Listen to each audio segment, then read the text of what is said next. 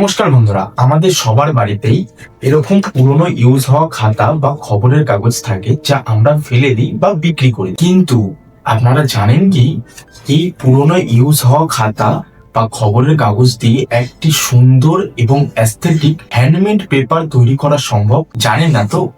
চলুন তাহলে আজকে এই পুরনো খাতার পেজ দিয়ে বা ইউজ হওয়া খাতার পেজ দিয়ে হ্যান্ডমেড পেপার তৈরি করা যাক।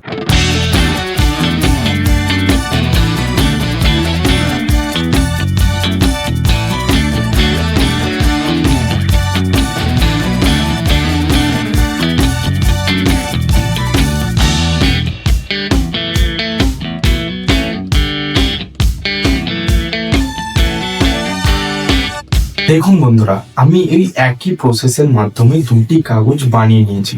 কতটা দারুণ, তাই না?